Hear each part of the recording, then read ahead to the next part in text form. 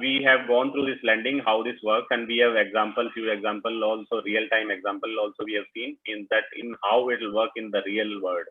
Okay, so now DEXs. So which is decentralized exchange.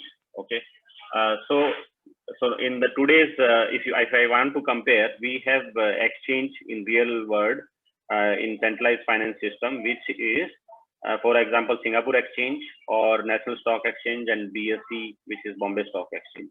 So all these are exchanges which are providing a service where you can keep all your shares, or they are providing the depository service also.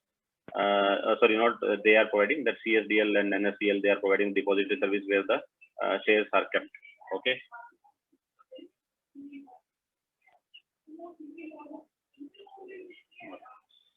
Sorry. Okay. So similarly to that, in decentralized finance system, we have exchanges where they are providing a service where you can exchange your one token to another token, one coin to another coin. So for right now, before these decentralized exchanges were there, you need to open an account with, let's say, Binance.com or CoinHako.com or Wajirex.com. You need to do your KYC, all this stuff, and then deposit, send them your coin, and then you will get another coin. They will take some fees, maybe 1% or whatever the fees. But in this scenario, they were the holders. Let's say if you deposit them, and then they say that no, your KYC is not done, we will not approve your transaction. So you are stuck there. Okay. For example, they shut down their website. You are done with that. You cannot recover your coins. Okay. In no way. Okay. But in this case, right, let's say now we will go to the Uniswap. So this is the Uniswap exchange. And I have, let's say, maybe I will just start you from beginning. I will just refresh it. Maybe it will ask me to connect, or it will automatically connect. Okay, it's already connected. So it's very simple. It's like Google only. You just type your query. So you have one thing which is input currency, so which is Ether, and the output. So in which coin you want to convert? For example, I want to convert into US dollar, which is USDT, which is rather equivalent of US dollar. So let's say if I want, I have maximum available, Ether is 0.2277. So if I do max, I just click on max. So it will automatically give me, okay, I will get some 500 US dollar. Okay, and the rate is 1 US dollar is equal to these many Ether. Okay, if I just click swap, okay, so let's say I click swap, I got further information. Now you can see all the things. Okay, how it is working. So liquidity provider fees. So we will talk about this. This is the fees that somebody is charging when I am doing this transaction. Route is how the coins will be converted. So it is directly, because it is a very famous pair. Your Ether will directly be converted into US dollar. And the price impact. So the price impact is, if we are doing this transaction, it is based on the liquidity. For example, if I change this to, let's say, 120 Ether, okay, so there will be price impact saying that the market liquidity is not so much, I can have price impact. And the minimum received, that is some slippage tolerance. This is very important.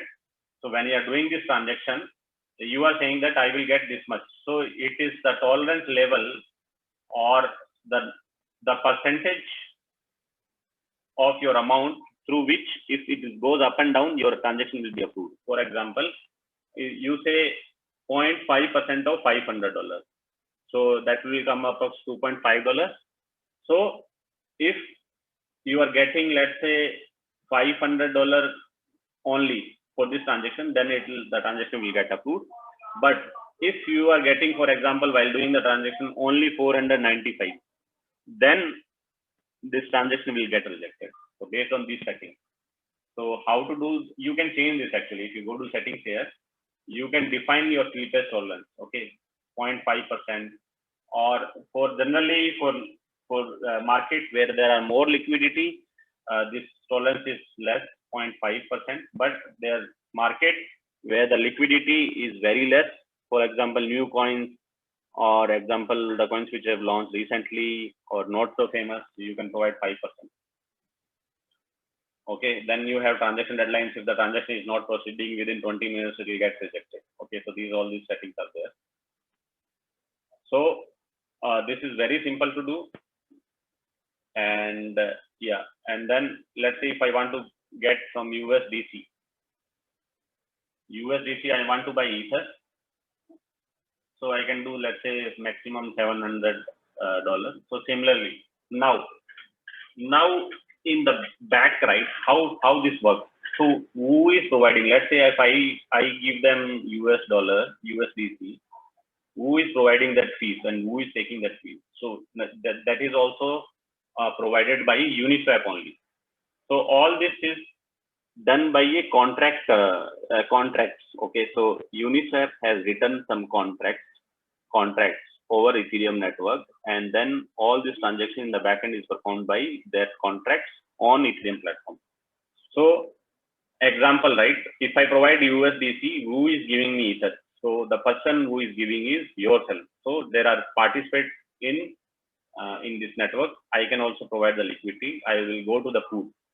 So liquidity pool is nothing but liquidity provider. So I can go over here and then I can add new position. Okay. So I can provide Ether and USDC. Oh, sorry, USDC I have. Okay. So select a pool.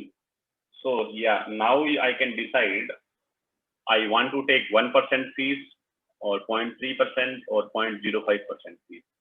So for very famous pools, the fees is very less. For most pairs, this is the one. And for very less liquidity, this is the fees, because you are providing your services, right? You can decide. So I will say 0.3% I want to take. So you can set price range also. This is very sophisticated. This only Uniswap has done. You can provide your price range on through which you will be providing liquidity. Let's say the price drops of Ether below, let's say $1,000. Then you stop providing liquidity because you don't want to lose your Ether anymore. So all these features are there. So for example, I will select 0.6. Okay, I can say, and I will say that I can go up to this, yeah, higher range and maximum. Okay, yeah, now this is it. In between this and this range, I want to provide. Okay, now how much you want to provide max? So this will be done in 50-50.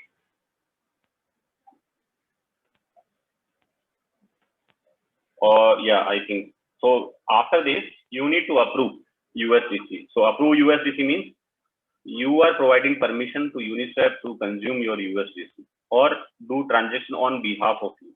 You can do programmatically also, but this is very simple way of providing UX through which you can do it easily. So for example, if I click approve USDC, then this, I think MetaMask, this pop-up you are able to see. Yeah. Yeah, you can just confirm it. The transaction fees will be this much, and then you will be able to do that. So okay, so I think this one more question. So see, this latest version of Uniswap is version 3. This is very new, but they are very. We will go to the version 2 liquidity. So this is version 3 of Uniswap. Okay. So for example, this is latest version of application. There are version 2 also. So Karan, I think when we will see this later when we provide the liquidity, right? So for example, when we talk about liquid LP token, so that is liquidity provider token. So this is how you do. Okay. So you come here. Okay. Now, only one thing which I think about that, why it is always in pairs. Why can't I just provide liquidity directly for the token which I have? That's something which I'm not able to understand very clearly. That why liquidity is always works in pairs, and what does that mean? Like why it has to be in pairs? Yeah, so very good question. So this works in decentralization world. So why you are providing 50-50% is there is always someone who is buying or selling. Okay, so if all start providing US dollar, nobody will be able to buy ether because there is no ether in that pool. So at always all times there should be both the coins in that pool. So let's say all people have US dollars. So if all people starts providing US dollars, then let's say Then somebody ether doesn't exist. Then how will someone buy ether? Does not exist. Somebody comes to buy ether, then you don't have that coin in that. So you always need to provide both the coins because it can go both ways. So some people want US dollar, some people want ether. So this way, right? But overall in the network, right, there that percentage can go. Let's say sometimes 40%, sometimes 60%. That can go the ratio up and down. Understand. And what is the risk to that liquidity which I'm providing? So for example, I was talking about the DAO, right? So you go here DAO, okay. So you need to provide DAO and ether, right? So for example, I have one DAO coin. So I need to provide only 50% DAO. So one DAO is $2.5, right? $2.6, $7. So it will only consume my other 50%, okay, which is 0.001. Maybe it is worth 0.001 ether is equal to maybe 0.2. I will keep on supply. Yeah? So this much LP tokens I will get, liquidity provided, which is ether DAO there. I can click on confirm supply. So it will ask me to provide confirmation, okay, which I reject. So this is MetaMask is like allowing me to have a wallet for every type of token. Huh? It's like there is no restriction. It's basically kind of a wallet which I can store any coin. It's an open source wallet actually. The code is open. Even let's say if I want to create a token today, I can just copy paste their code. Instead of MetaMask, I will call it Melville Mask. So, okay. So yeah. So we can or see, whatever let's say Moon Mask or something I can. But that's secured, huh? As a wallet, like. Yeah, that is secured. So because you have open source code, everybody can review the code. And if anybody, let's say security researchers want to see that code, they can see that and point out that, okay, you have this problem or the security bug is there. You need to fix it.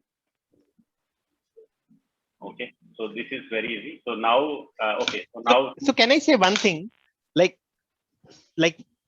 decentralized finance is more like a broader term, and decentralized finance probably will. So we should not think decentralized finance only from a borrowing or lending perspective. It's basically all the gamut of financial services. Yes. So it's more like that. Yeah, I started from that, right? So it is yeah. Fun, right? So there are many sectors as of now.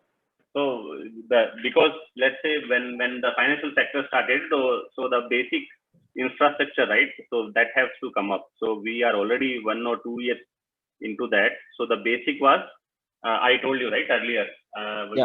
In that so diagram. It started with lending. Now it is like many type of financial services which are coming as part of.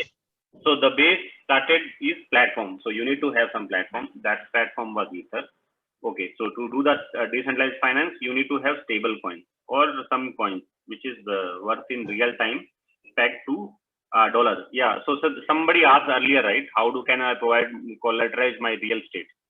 So the same question was there before that how do I use US dollar on Ethereum? There was nobody providing that. So that was the first question. So then people came up saying that, okay, you can get this token which value will be always $1. So that two people came up. So that people were Tether and then USDC and DAI. So these people saying that, okay, this token value will always remain $1 in real life. Huh? So that connection they have closed that connection. So now we have the base material which is US dollar, which anybody can keep and do the transaction. So that issue, one of the issue was resolved. After that, right, because you have base use case, right, that you have used US dollar.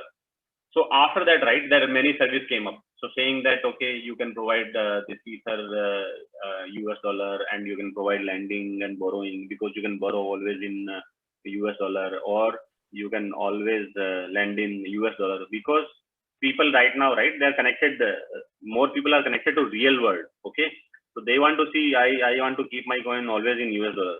I want to do that. Okay, but maybe this will change later. Huh? Maybe after some 5 years they will say, no, no, I don't want to keep my coins in US dollar, I will keep in BTC only, because I think BTC is more valuable. So this will change over time. So because we are very new in this, right? Yeah. So now we have learned how to swap this, and how does it work in backend, back, and how does we earn also. So if you do provide liquidity, right, it is not like that if you're doing it for free. If you do that, you earn the fees of 0.3% of every transaction. So for example, yeah, now we will see that what is, if I click there, actually, you can go to the chart here. This is a chart here. So in the Uniswap, right, what is the pool which is there for you? Let's say, for example, USDT Ether. So the fees is 0.3%. The total value of this is, the whole pool is $386 million, and the volume is $233 million. You can see, right, the total value of pool is 386, but people are transacting on maybe more than 50%. So people are doing, some people want USDC, some people want Ether, but the actual, it comes almost to that 40-60%. And the volume, $7, 7 days, if you see, right, 2.27 billion. This is huge. Never in the history we have seen this. So this, you can see, right, the top of the pools are always US dollar, because people have US dollars they want to keep in real life. So maybe if things will change. So if you see third rank, right, it is BTC was Ether. So I said, right, after 5 years, maybe this third rank will come to first, because people want to keep BTC with them. They think that US dollar is not worth it. Maybe BTC will keep, value will go up. So you can see it is almost equal to that. And then you can see the below also, the other, almost all, if you see top 10, right, all related to US dollar. This is interesting, because this is very new, and all people want to keep money in US dollars, because it's more connected to real world, right?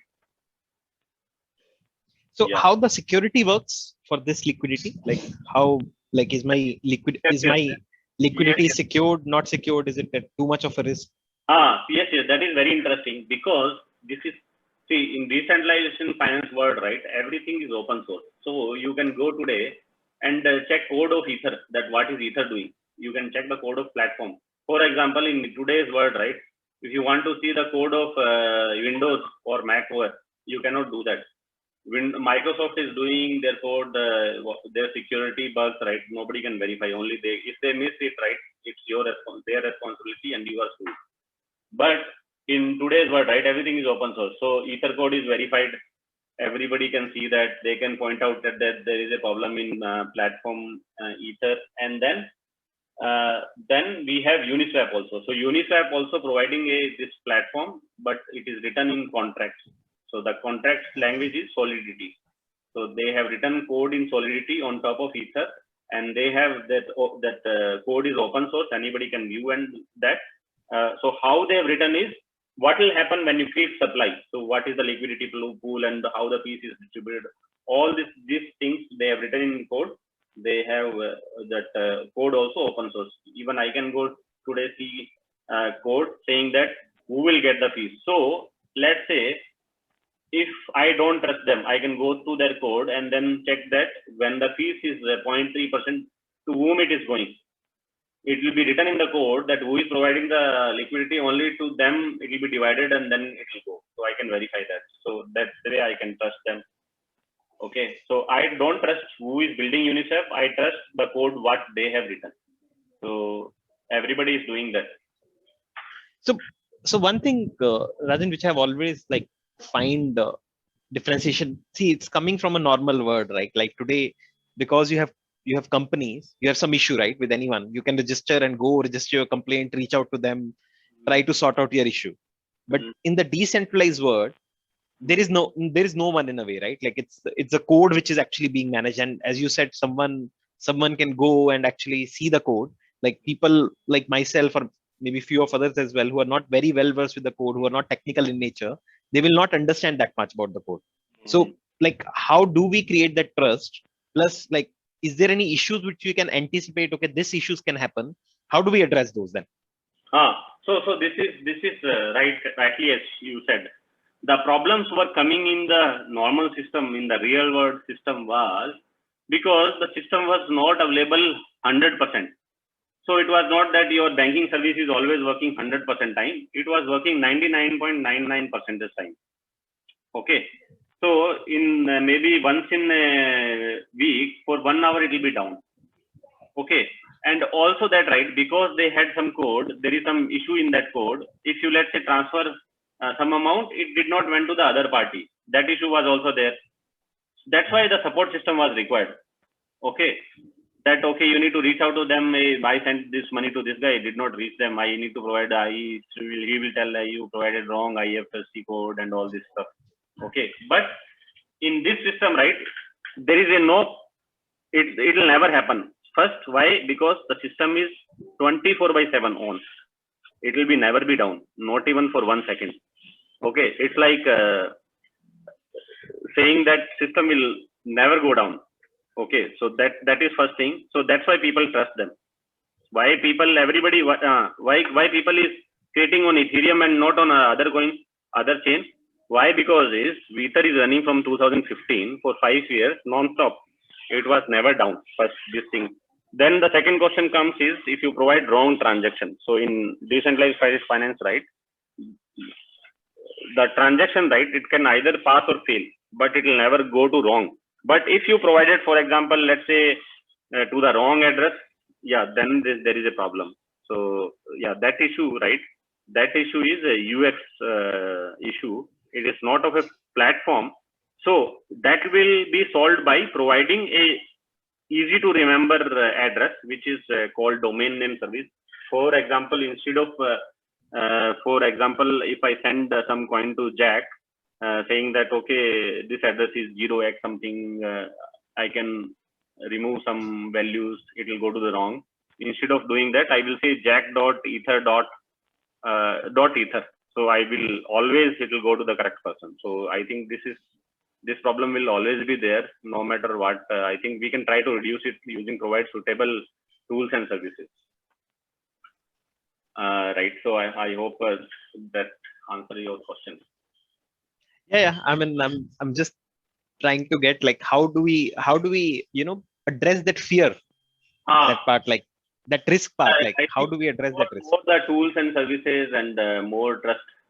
This one will come. Maybe I think it will happen slowly. So one thing is, yeah, if you see, right, if you want to, I think there are people, they are rating the services. For example, if you go to Coin Market Cap and you go to any exchange, okay. For example, you go to the BTC market and you go to the market, okay. So in the market tab, right, they now have created a column called confidence. So this confidence is that how truly that exchange is or how they're providing the liquidity. So if you say in this one, right, I will search Uniswap. Okay, maybe they are not providing any market in Uniswap. Oh, sorry, Ether will not be there in Uniswap because it is on top of Ether. So if I go to Ethereum, right, they will have liquidity, or there will be many markets for buying Ether.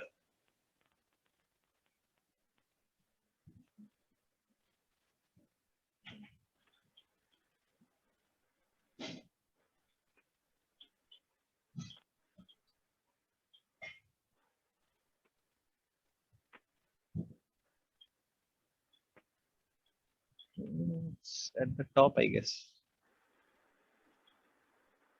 No, I don't. At the top, you see what's it identify? It's community is something. Oh, okay. Okay, we will use our coins. I will search some other coins where the Uniswap is providing the market.